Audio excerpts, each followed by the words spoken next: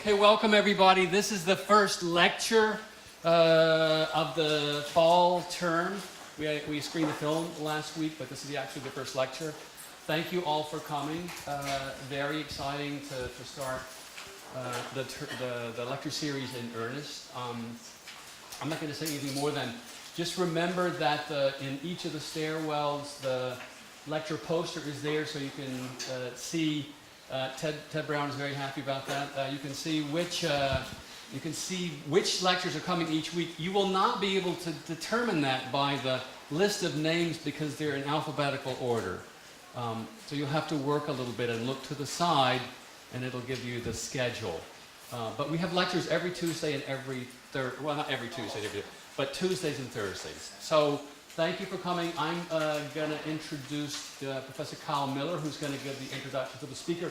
You know, we have visiting critics who come and lecture as part of their term of teaching. This semester we have 2 visiting critics. Only one of them is going to lecture because the other lectured, I think, last year because they were here before, Georgina Holchich from Patterns. But this is our VC speaker for the evening, and I'm going to leave it to Professor Kyle Miller to do the formal introduction. Give Professor Kyle Miller a hand.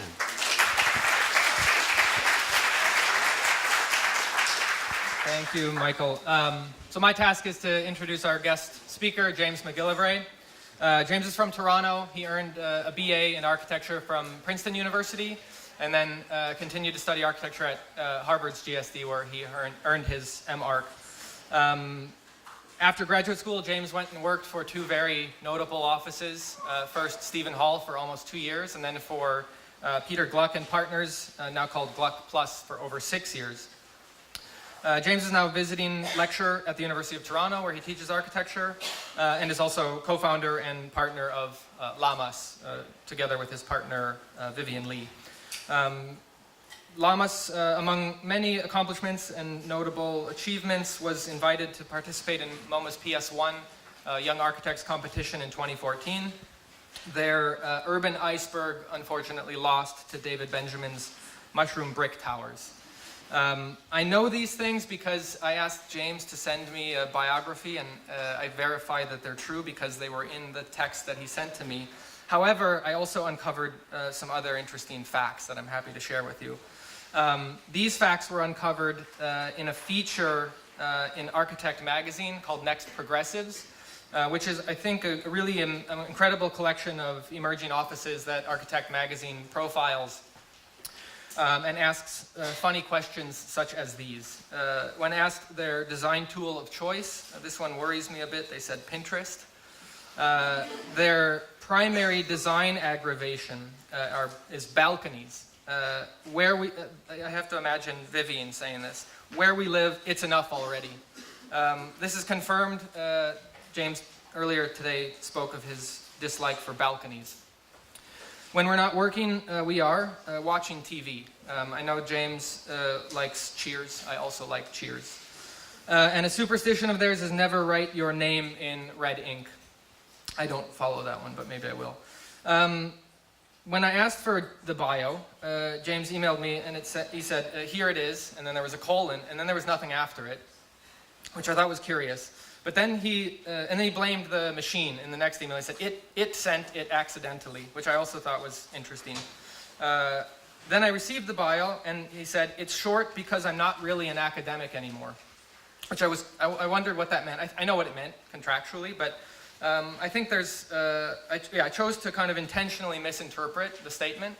And I think this kind of idea of cultivating a particular identity of, so let's say something that is beyond or transcends an academic is something that's maybe aligned with a broader generational shift from designers that are working very speculatively, very experimentally, and let's say now shifting more towards allowing those efforts to find themselves physically in the built environment. In the work of LAMAS, we see this in many built works, most notably in their award-winning Townships Farmhouse. I think we'll see that tonight. And I think LAMAS is also a practice that operates with incredible dexterity. many of the projects that they're working on directly involve, let's say, or they find themselves in collaboration with things like thatching, hydrographics, marbling, poetry, ornamentation, optical illusions, to name a few. And I suspect we'll see this dexterity in the range of projects that James will present tonight. Again, ranging from things that are kind of self-driven, speculative, to work that's more client-oriented. I think it's also something that you can see in the studio that James is leading right now. I had the chance to sit with James and his students earlier this afternoon. I think the work that they're doing is quite beautiful on one end, but also quite intellectually stimulating on the other. So if you have a chance, you should pop down into the Visiting Critic Studios just underneath us and see what they're up to. I should also mention the namesake of the visiting position that James and Vivian fill this semester. So they are collectively the Sargent Visiting Professors. The Sargent Visiting Professorship was created in honor of Dean D. Kenneth Sargent, who led the School of Architecture from 1957 through 1968. While he was dean, Sargent began the tradition of inviting distinguished practitioners to the school. Completed in the 1990s, the Sargent Fund ensures that the Visiting Critic program will continue and grow and will benefit future generations of students. And it supports 2 visiting professors each year. Again, one of them is with us here tonight. Please help me welcome James Macgillivray.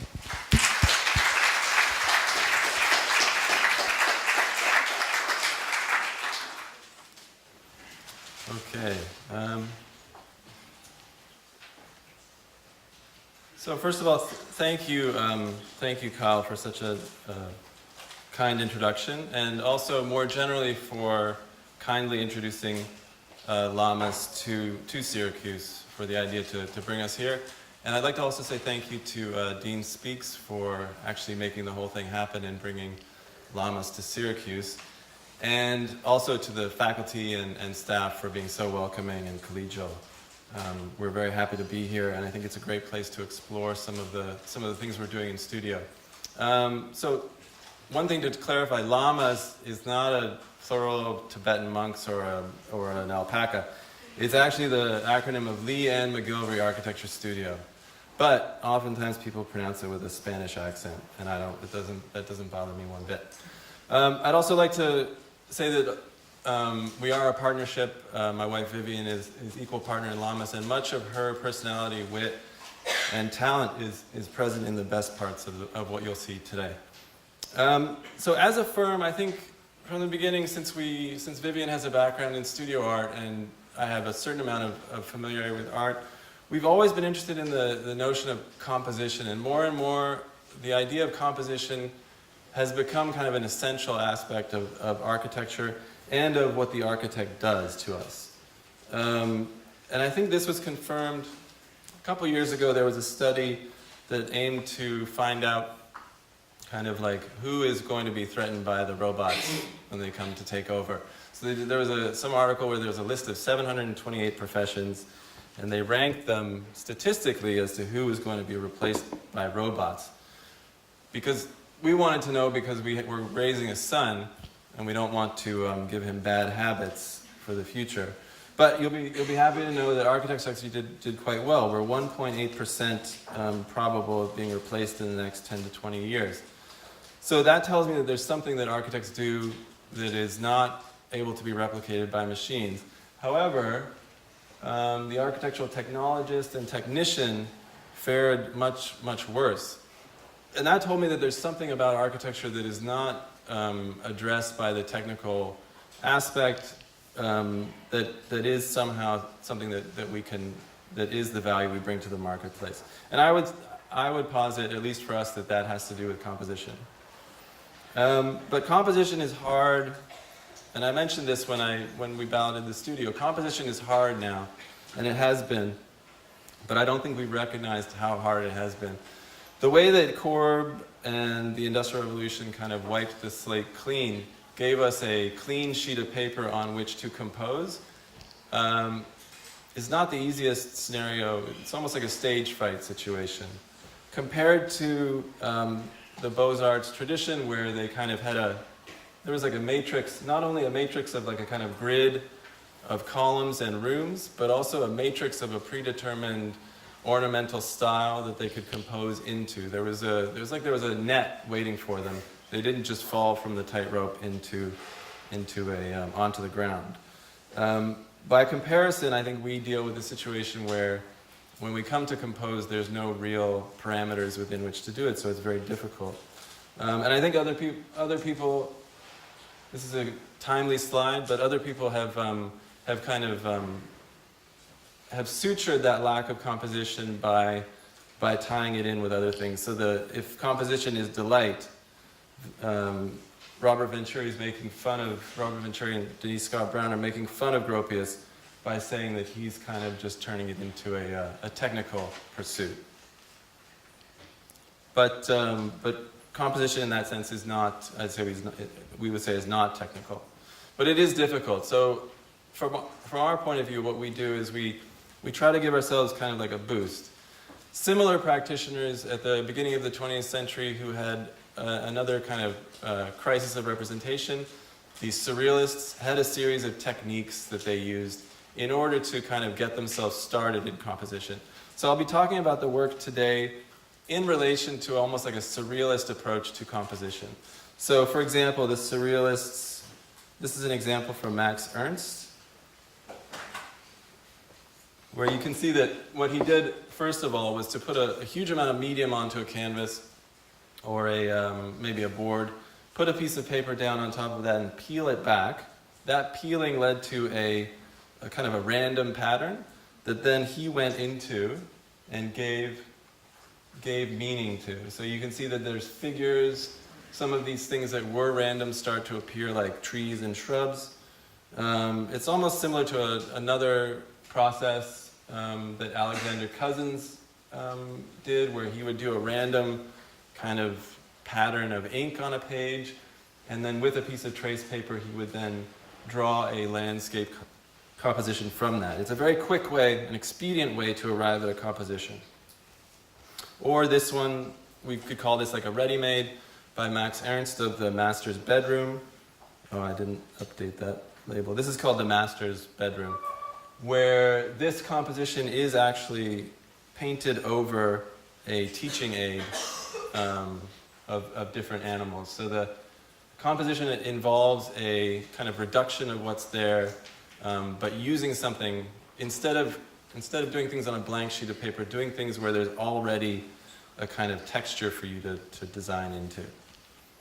So I'll be talking about Surrealist techniques in our work in three categories: precedent, type as precedent/type as ready-made, craft/material and indeterminacy, and then the last, which kind of has to do with the studio here, raster digital. Okay, so the first project, this actually, I think it was exhibited at Syracuse in Florence. It's a bed and breakfast in a part of Italy called La Marche. It's kind of like Tuscany, but not as famous. It's closer to the Adriatic, like 3 hours east of Rome. Beautiful site, and in this situation, I think what we did was we kind of had like an associative stage where the client had a connection to Venice. So then we thought, like, well, there's some Palladian villas close to Venice. So what we'll do is and this kind of looks like it almost has that kind of like a Palladian villa look to it. So we'll do something that starts from Palladio. And then we found out in this example that there's a lot of these kind of villas of the era have these things called barchesas, which were not necessarily like residences, but maybe you might think of them as like a stable or a barn building that flank the central symmetrical Palladian villa. Now, in the 1700s, there was a regional property tax similar to like a second residence tax that we might have in the States these days, where a lot of these were kind of taxed very heavily. So a lot of these wealthy landowners, what they did was they demolished the villa, but then left the barchesa. So over in the countryside near Venice, there's a lot of these kind of orphan barchesas. So that was our first idea. We wanted to work with this barchesa almost like as a ready-made, not a deep reading of type. I wouldn't say that what I just talked about was like we didn't get super into the history of it, but just almost like as a basic geometry, populating the field that then we could act on. So the Barchesa, and we got the clients, one of the clients kind of vaguely resembles Monica Vitti, so that's why the Aventura reference. So here's the existing farmhouse, and then you can see the Barchesa is just kind of like dumbly put there, almost like as if it was just transported. But then the program is not that of a villa, it's of a bed and breakfast. So if there's 5 rooms in this bed and breakfast, each of those 5 rooms becomes kind of like its own little villa. And instead of being a central villa, it kind of rakes or pulls out the arches of the Barchesa towards the landscape. So you can kind of see that's the relationship of the structure on the back end that kind of comes out, and the views happen out of these square windows here. And then pathways come down between. So the doors alternate, kind of like room, pathway. And then we used kind of, as another ready-made, we used the black and white stripe pattern of the cathedral at Orvieto as a way to accentuate the deformations that happened in these vaulted passageways through the building. So now that's all well and good, sure. Type as a ready-made. Unfortunately, the idea of a ready-made kind of maybe it came back and bit us, because the municipality's idea of a ready-made was that this is the envelope of the bed and breakfast. So this is the existing structure that was on site, and the geometra, in combination with the local authorities, basically mandated, I mean, you can kind of see that this is basically, it's made out of, it's like a tar paper shack. It's made out of corrugated metal. This was made maybe 30 years previous, but this by the municipality was treated as sacrosanct. We couldn't go outside of the envelope of this existing building. So sadly, this is actually the ready-made that ended up happening. And we did design this building all the way until the end. It's not a terrible building, but it does pain me sometimes to see what could have been. So ready-made, I think, precedent or type as ready-made, I think is a great way, because we are a client-driven office, we rarely do competitions. I think that these are great, these kind of geometries that exist previously are great ways to interact with clients at the beginning of projects. So in that last one, it was kind of more up to us. In this one, the client really had a pre-existing interest in barns. They had spent a fair amount of time and effort restoring a barn on their property. And they had a huge interest in local barns and generally in the way that those structures look. So we did a little bit of research, but again, I don't think necessarily a deep research into barns. And we noted that from the kind of early, like the Basilica precedent as it goes through to American barns, most of the times the circulation is along the ridge line of the roof. So it's like a directional with the gable as it goes through the building. But then the Quebec barn was an interesting kind of variation on that, where the circulation went the opposite direction. Super simple idea, like almost like the most simple idea you can think of. And the Quebec barns also had this kind of agglomeration into a courtyard in order to kind of have a working area that would be sheltered from the wind and snow. So that was kind of like the basic geometrical idea, but then within that precondition, I'd say, for the form of the building, we tried to apply as much ingenuity as we could. So, and also to kind of repurpose those circulation directions for things like view in the building. So you can see that there's a kind of a difference between the circulation that goes along the ridge line in this case, and also along the ridge line here and here, and then the system of views that kind of knits these 3 buildings together.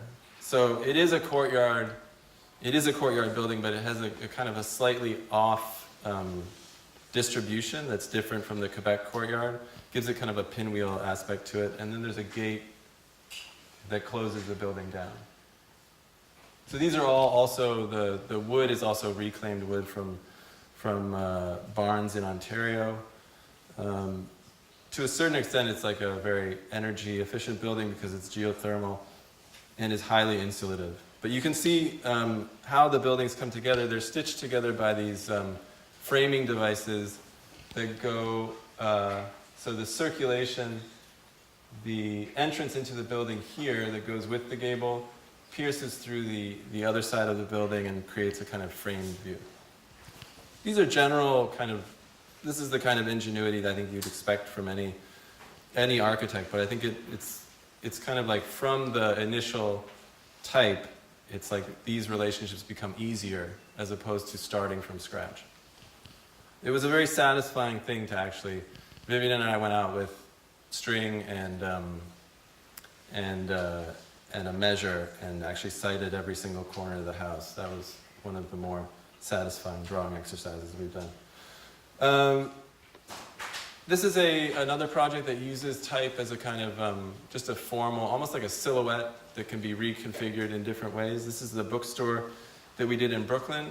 It's a combination children's bookstore, but also a place to teach children how to do creative writing.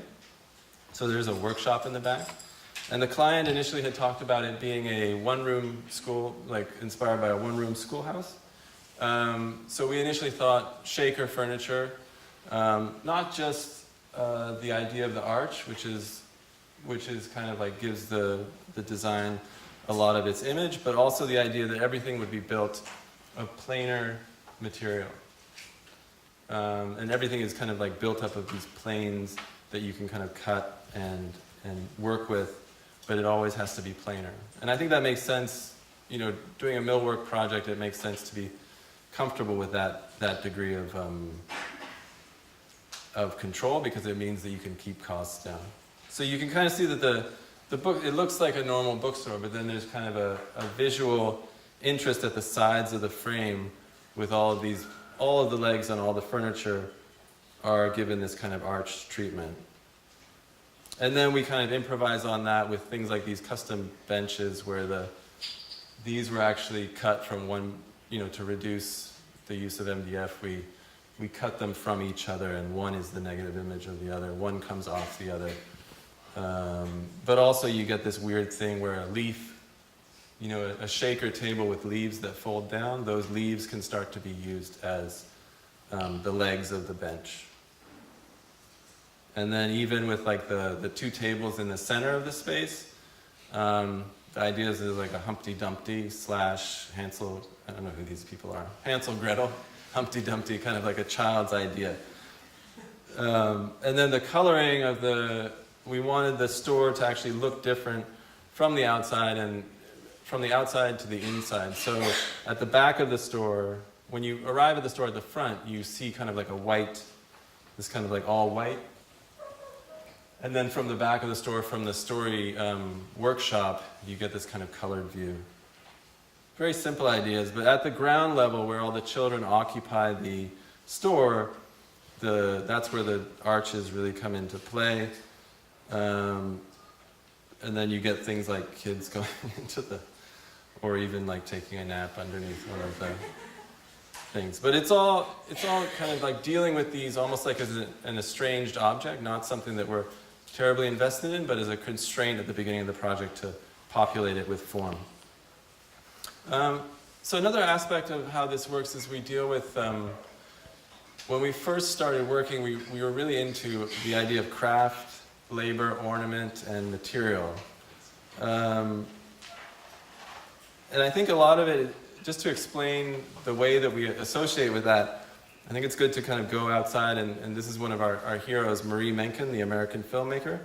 And I'll just read this quote of Brakhage describing her practice.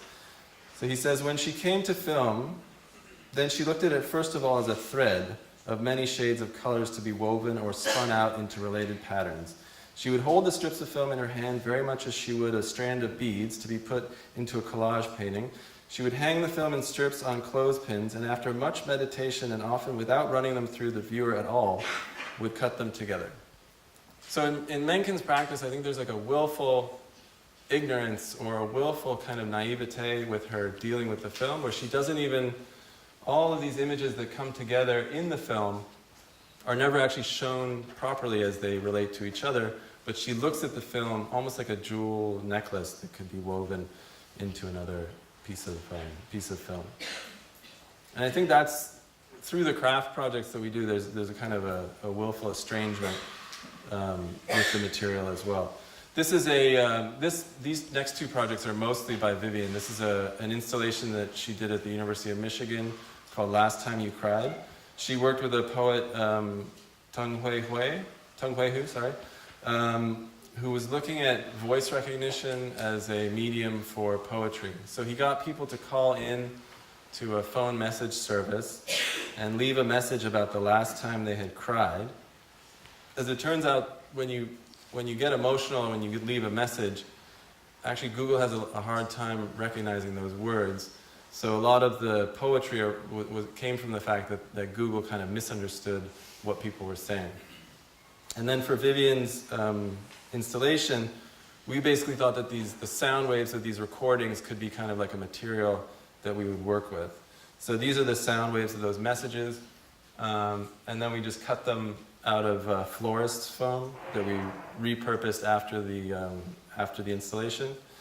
It was kind of like a nice little installation, but I think the part that really made sense to me was that compared to a lot of other digital work that was happening around the same time, these kinds of sound waves never quite gelled into an overall gestalt of like a smooth texture. They never kind of gave themselves up to the overall gesture of the pavilion. They always appeared kind of like as weird, untamable things that it was not a smooth digital. It was kind of like a bumpy or an unwieldy one. And I think this came over very much in this next one. It's called Hair Spikes, Cattail, and Turkey Foot. Vivian did this installation at the Mattei Botanical Gardens in Ann Arbor. So there's a huge pond next to this location, and the pond was overrun with cattail. So that became the impetus for looking at the craft of thatch. Vivian brought a master thatcher to Ann Arbor who taught us how to cut grasses and things like that. And then she actually invented this kind of a tool to hold the grass and sort the grass, but that actually ended up being the brick that became the pavilion. So you can see, dealing with the unwieldy aspects of the grass, we needed this tool, and then that tool becomes kind of the brick. But the grass itself is not an easy thing to deal with, and I think that the variation of that fuzzy material is kind of what leads to some of the visual interest or the visual pleasure of the pavilion. And you can see that it's also, towards the bottom here, the grain is much smaller, but then at the top it kind of gets, it's bigger down here and then it gets smaller up top.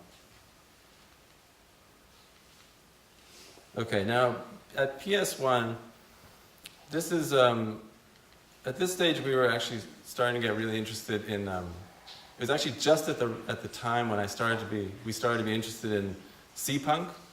And because PS1 is a I don't know if you guys know about the program for PS1. It is a shade structure, but it's also meant to cool people off with water features. So the initial knee-jerk reaction, we had a sentence, it was Seapunk slip and slides. We didn't do the slip and slides, but it ended up being heavily influenced by Seapunk. And I don't know if you guys, how many people know about Seapunk? It's already an old thing. So in 2011, Lil Internet tweeted, he did this one tweet, Seapunk leather jacket with seashells where the studs used to be. And that basically started an entire aesthetic practice called Seapunk. Now the punk in Seapunk actually comes from a lineage from cyberpunk to steampunk and now Seapunk. The interesting thing I think that we found about Seapunk, not just the fact that it was watery and that people needed water at PS1, but that these three personages kind of represented like three different approaches to time. So the cyberpunk, we could call him like a modernist, right? There's an idea of linear time. It does end in dystopia, but the cyberpunk has like a cyber, it's like a cybernetic eye. There's ideas with the cyberpunk that time moves linearly into the future. Steampunk has these highly decorated and extremely referential costumes that kind of make reference to all different things. So he's the postmodernist. So we have the modernist, the postmodernist, and then this guy, he's much more just kind of like assembling different things as they're available and creating an aura around himself as a way of preserving his psychic well-being. That's our interpretation. But it involves a kind of inclusiveness, but also a kind of lack of deeper meaning, a lack of depth, a lack of development, just kind of like a thrift store shirt instead of like a highly developed costume. And the stress on the fact that it involves an environment. So the Seapunk is always shown in an environment of kind of ambiance, whereas the cyberpunk has his stuff, and this guy has his costume. So I think our approach to MoMA PS1 was that we wanted to create kind of an environment, but to do it very expediently in a way that we didn't have to design any of the ornament. So we turned to another craft process, that of marbling. And we were going to work with this guy, one of the best marblers in the United States. But for the time being, we worked out our own process of how we were marbling. And all the marbling on the model was done, it's actual marbling that we did. The whole thing was going to be done with Tyvek, which actually, believe it or not, you can see here the embodied energy in building materials. Tyvek is really just it's like just plastic spraying into the air. It was found by accident in a plastic factory, and it has very little embodied energy in it. So to use Tyvek was a good choice on that end. We also had an agreement with American Apparel that they would use all of the marbling fabric afterwards to make coats and tote bags and things. But the idea was also that the labor, student labor used for the production of the installation, that would somehow be, that's kind of how we would add value to the proposition. So that what we did have was labor, what we didn't have was a budget, and the labor could accomplish this kind of degree of surface manipulation in a relatively easy way and in a fast way. So here's the urban iceberg as Kyle referred to it. The idea was that it would look like somebody had brought an iceberg to New York and that it had melted in these crevasses that looked like city streets. I'm not sure that metaphor really translated when we finally presented it, or if people ever quite understood that metaphor. But here you can see kind of like the labor process. It was going to be suspended from Rhone poles that we would just rent and then give back afterwards. The whole thing, although it does look extravagant, was meant to all be reused or repurposed at the end of the installation. And then you can kind of see the cooling effects of the systems. Oh, is that a video?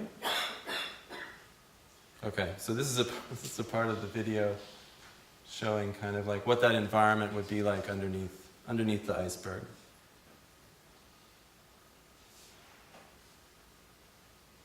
We worked with a stop motion animator who had a whole bunch of in our model, she had a whole bunch of little miniature tracks and all the Hollywood equipment, but in miniature so that she could make these things. And the idea was that the design was permissible.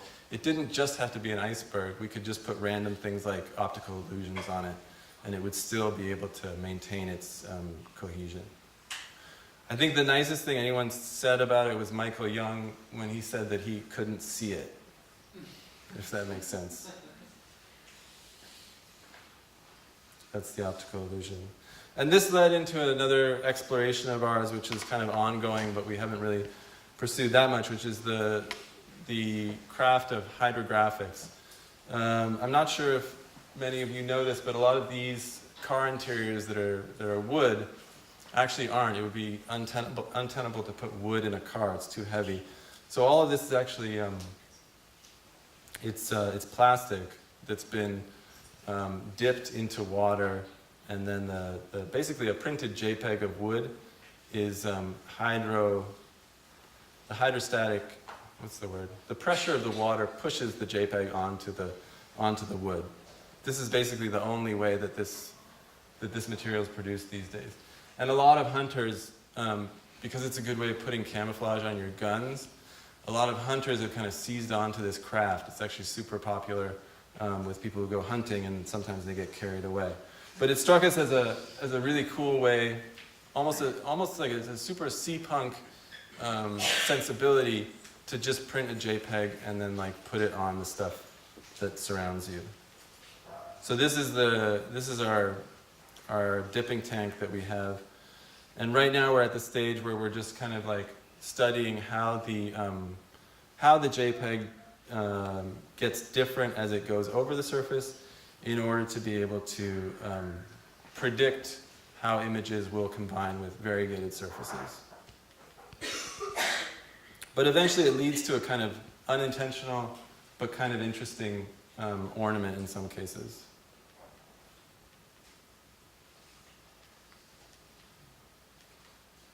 Okay, so this brings me to the end of the lecture, and this is kind of something that's really just developed recently, probably in the past 2 or 3 years.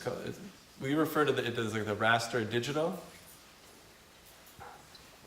And the reason that we say raster is because we're trying to differentiate from the vector digital, and it's something that we've noticed probably that's only come in the last 10 years or something like that.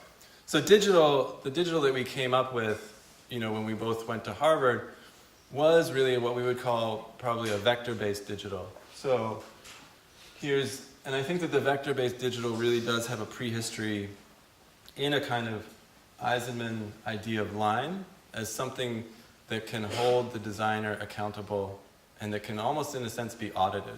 So some idea of like an extremely rigorous rule-based system where the driving forces of an object are basically inside the object, and that their relationships are dictated by a series of lines and how the lines relate to each other. So here's Schumacher on the right, where the line has almost been replaced by some idea of a data set.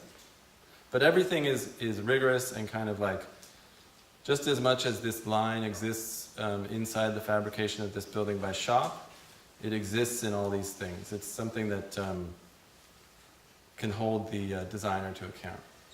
Now, at the same time as that was in its heyday, at its apex, there's also this digital culture that was emerging both in the real world, but also, I think, in art practice, that has to do with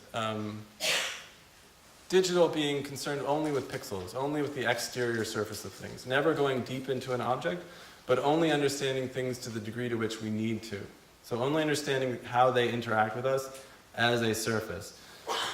So here's Google Street View, and then you can see the kind of gloopy digital stuff that results from the photogrammetry mapping of Google Earth as you come out of the city. All of these things, we thought they were interesting because they weren't quite as smooth or perfect as the previous digital, but also that they had in a way they had a kinship with a human kind of interaction with the world. This has much more kinship, I would say, to the human perceptual system than it would to like a camera, an old analog camera, because we think that the digital was basically designed on the human perceptual system. So there's a kind of an echo when we look at digital things now. Also, if we look at this video by Takeshi Murata, we can kind of feel, I think we can feel a little bit of like we've seen this before. This digital image, the way that the pixel overlaps on the pixelization of the rods and cones in our eyes, and the way that the images kind of meld into each other, like closed eye vision or kind of a fever dream or a nightmare vision. All those things seemed superhuman and super familiar and kind of nice and beautiful and kind of sumptuous, and something you could kind of, not like the smooth surfaces of the Schumacher form, but something with like detail that you could look at, almost like the grasses from the pavilion. So we started using digital in like little kind of investigations. This is a tile that we designed using anti-aliasing as a way to kind of put the pattern out of focus. The idea would be that you would have a number of different tiles that you could array in your house, and then the weird thing, the weird kind of perception of it would be if the foreground was actually in less detail than the background. Not so much people aren't really meant to look at this and say, oh, that's a pixel, ha ha ha, like the Adam Sandler movie, but more like that the pixel would just be, the idea of it would be a vibration at your periphery. So like your retina would react to it, but you wouldn't necessarily give it semantic value as like, this is a digital house. You know, you might not even think of it as digital. Even in the real world, we were seeing things that reminded us of digital. This is a barn in Connecticut where we had to take, we drove by it like 3 times, and then we realized that the front, it wasn't the light, it was actually the front of the barn was painted a different color, only ever so subtly a different color than the side of the barn. So that gave us the idea that the world could kind of be like a bad rhino rendering. You know, like we could, so we made, this is a desk toy that we're working on, where, you know, yuppies can kind of play with this thing during the day at work, where basically each side of the, we made a cube in rhino and then eyedroppered each side of it and made an actual real object out of it. The key to this toy is that you're supposed to try to find the spot at which all the grays, this thing that is so three-dimensional turns into a flat gray thing, like you see it here. And we tried to actually make that happen in the township's farmhouse, but then apparently, you know, so different times of day the lighting would make the thing disappear, but then that idea had to kind of fall to the wayside. Kind of opposite from Korb's idea of architecture being about volumes in the sun that are sharply modeled in space. Okay, and then this leads to the end of the talk, which is really the work of the studio here. This is an idea we came up with. So this is an image from what's called Google Deep Dream, and I think I'm okay on time. Yeah. So the way Google Deep Dream works is, and I've said this to the studio many times, so they're probably going to be bored, but Google Deep Dream has a vast collection of images online. It would cost a huge amount of money for them to go in and label each image as a human being, even if they did Mechanical Turk on Amazon. So what they've done is they gave Google they gave an artificial intelligence a data set of images, and then they had people label perhaps 1,000 images as whether it's a cat or a dog, for example. Then they give that data set to the artificial intelligence, and that data set starts to try to teach itself what a cat and a dog is. When it comes across a new image, what it does is it starts to analyze it has a layered system of analysis. At the lower level, you can't see the layer, at the lower level here, perhaps it would be analyzing things like, what is the color of the image? Is it light or dark? Are there dark pixels next to light pixels? That kind of thing. Further up, it starts to do things like, is this a big black shape next to a white field? Can we maybe say that there's a line between those two fields? It tries to find the edges of different objects in the image. And then up here, the more sophisticated analysis comes from things like, is there a triangle, is there a circle, square, things like that. And then finally, 2 triangles over 2 circles, that kind of looks like a cat or a dog. And then up here, it tells us 40% likely it's a dog, 30% it's a cat. So this is how Google is using this. Now when you search cat online, it can give you a lot of cat images because not because the owner has labeled it as their cat, but because this AI has helped you find that. And the engineers, as funny as they are, thought, well, since the computer now has an idea of what a cat looks like, let's make it, at this point here, let's tell it that it has to see a cat. And then it's going to look at a static image, something that has no order to it whatsoever, and it's going to project the prejudice or the bias of cat onto that thing, and it'll start moving the pixels around, down to the very bottom level. So what you see here is a manipulation of a disordered image by this kind of weird paranoid computer to become a cat, or sorry, a dog. Hard to tell. A nightmare, let's say. And people are using this now for architecture as well. There's several studies that are kind of hacking Google Street View to do things like identify how many apertures there are in a given street, to check for vulnerability to seismic activity. Or I even saw a study now that tries to identify which streets make people walk more. So they have people's data from walking around with their iPhones, and then they're studying the actual look of streets and how many windows to see how that encourages people to move more and get exercise. So this is kind of like a heat map that an artificial intelligence, this is from the one that we developed in our office, but this is kind of the computer's ability to identify windows.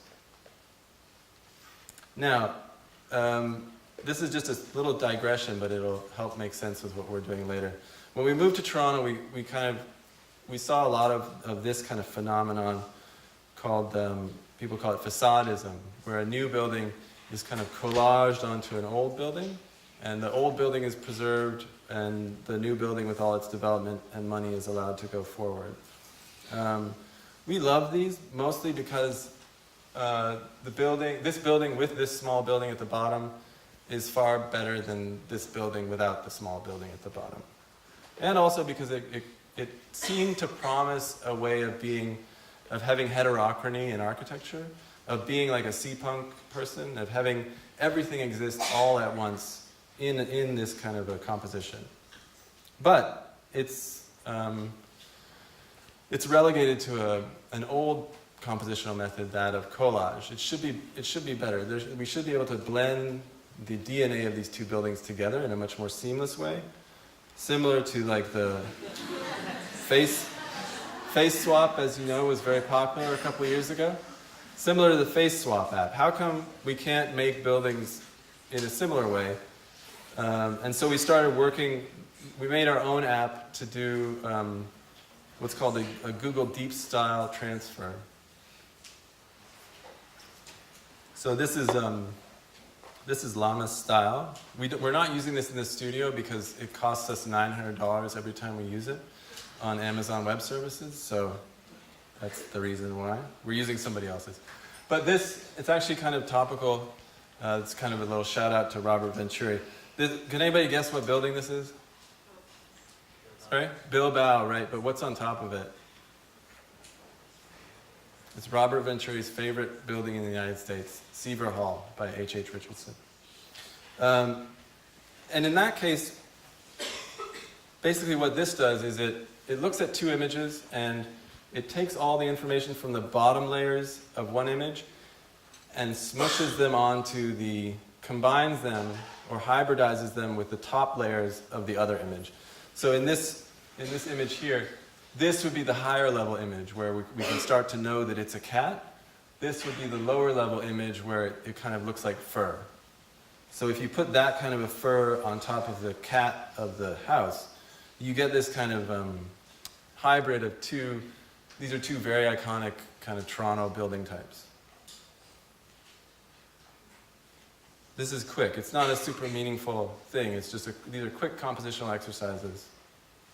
But the important part of this exercise is that it's almost like a human-robot sandwich. So the human chooses the precedents, the robot puts them together, and then at the end, I think the compositional exercise really relies on us interpreting a two-dimensional image and turning it into what we think is a viable built scenario.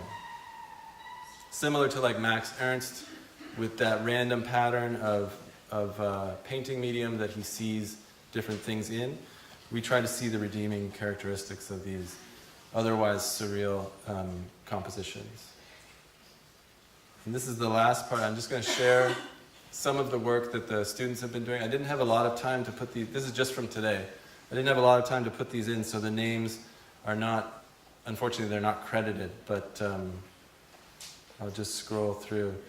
You can see that what we've done is we made a GIF of every kind of possibility of the combination of these two images, and then kind of turn that into a little movie for each one.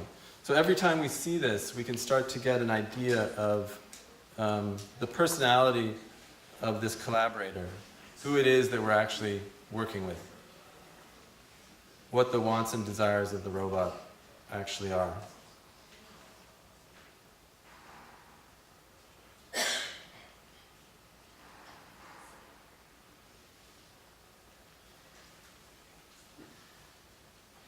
Yeah, this one's very, very interesting. A lot of lizards. It's kind of speaking of nightmares. But you can kind of see that the figure ground gets distorted when you actually give the AI a kind of ambiguous figure ground to deal with. This one I thought was, I almost think that this skyscraper should be built somewhere. Pompidou and I guess this would be the Viollet-le-Duc version.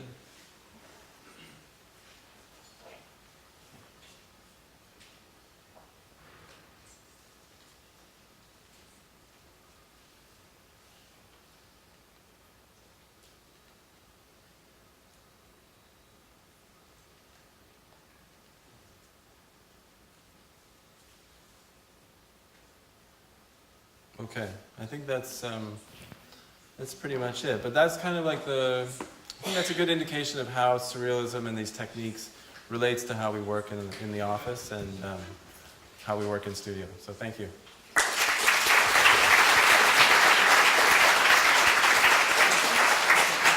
Yeah, I think. So James will take questions. Before that happens, I'll remind everybody that there is a reception in the atrium that you're all welcome to attend after the questions. So are there, and also maybe we'll start with students first to ask questions, and then if there are none or we have extra time, we'll have faculty.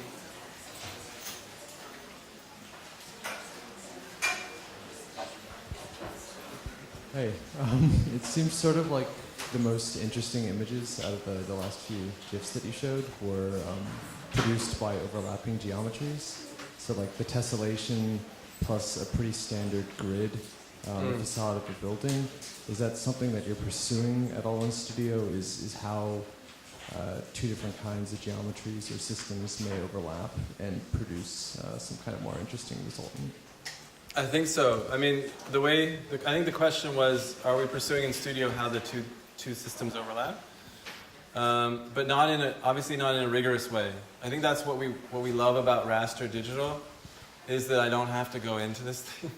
I do eventually if I want to build it, and that's what the students are going to be doing, is that they'll understand how the detailing works, and I think when they do that, it will involve actually a kind of geometrical rationalization of how those things can work, if they actually can.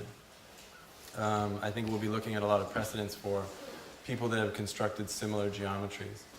But at the beginning, we like the idea that you can't get into this thing, that it is just like a gloopy, like a Google Earth image of a building in 3 dimensions. It's covered in digital schmutz.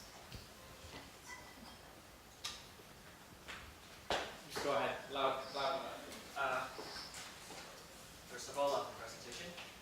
Second, question-wise, I see that you're using cultural references, how our culture has become more and more ironic, I want to say. And I kind of see like a resemblance back to the age of like postmodernism, but still with like the advent of like digital technology. Do you think that we're actually entering another postmodern, era, especially that we can like rethink much the best to just like stack it over to like what we have right now? I'd say the thing that differentiates where we're going now from postmodernism is that there's a simultaneity, and there's like more permit. Postmodernism is in architecture, at least, it was kind of like you could only understand it if you had a certain number of references that about how things were happening. So when Michael Graves puts the seven dwarves as caryatids at Disney, it's kind of like a tongue-in-cheek reference that only some people will understand. And in that sense, it's kind of exclusionary.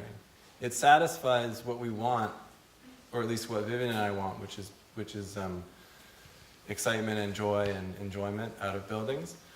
But I think that its fault is that it can only cycle back to one referent. Whereas I think altermodernism is a term coined by Nicolas Bourriot, or heterochrony, things that involve all times at once. I think that's the potential of perhaps internet culture kind of breaks the ground for that, where it can't be exclusive because there's no depth.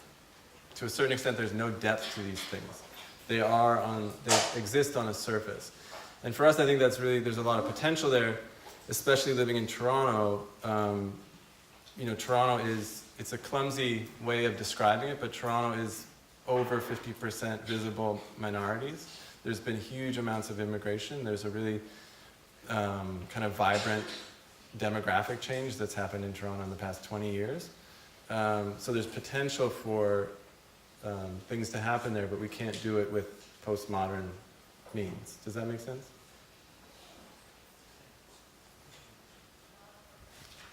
Oh. I'll bring it over because I'm reminded on here we need it.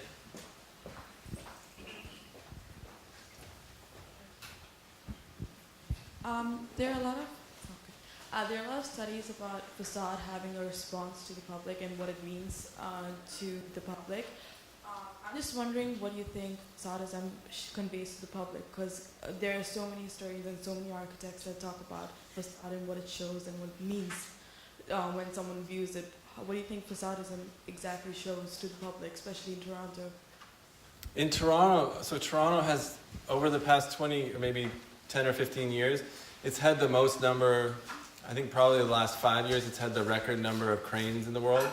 And it's surpassed other cities by, twice as many cranes as other cities. So there's a huge amount of development.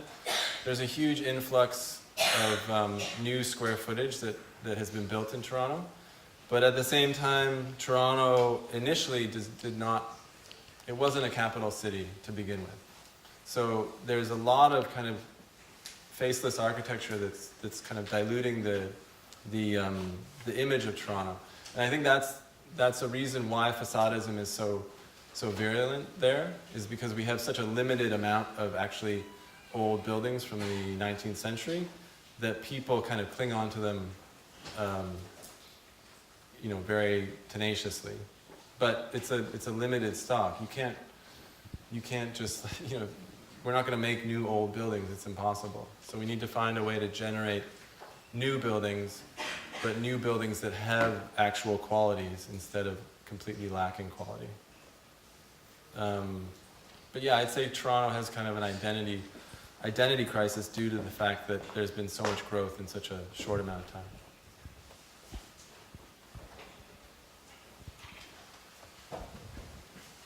Thanks for the lecture.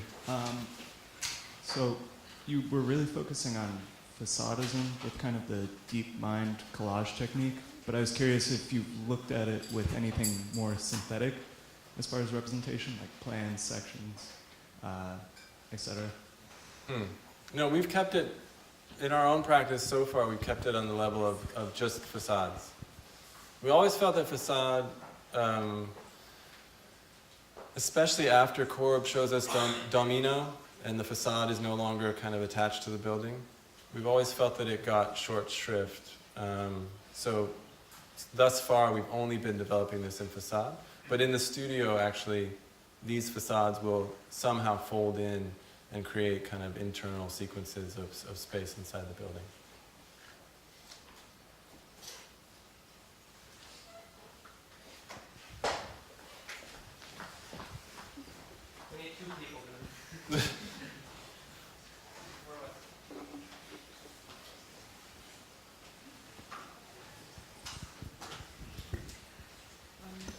So you said at the beginning, like when you gave the statistics for robotics, like taking over architecture, you said there's like a 1.8% chance of like that happening to architects.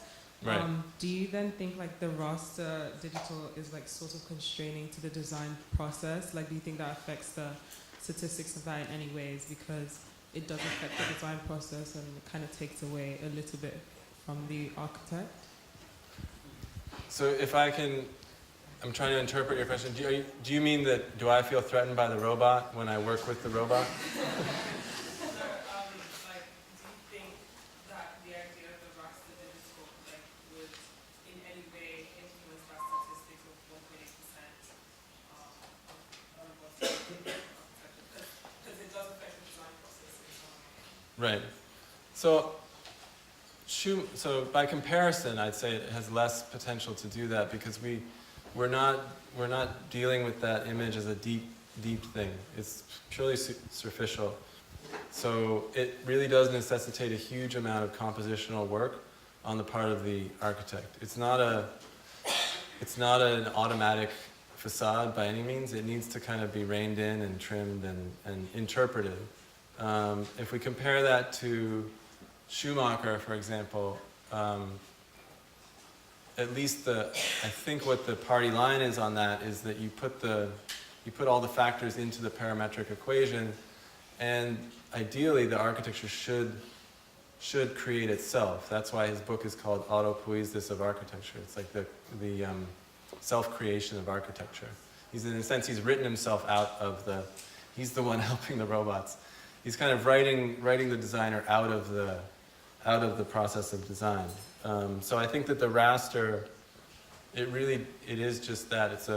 It's a material process that happens outside of the designer, but then that it advises what the designer does, almost like a dream would, or throwing the I Ching or something, or reading tea leaves. Are there any others? Students or faculty? Okay, so just to remind you, there's the reception down in the atrium, but let's conclude by once again thanking James.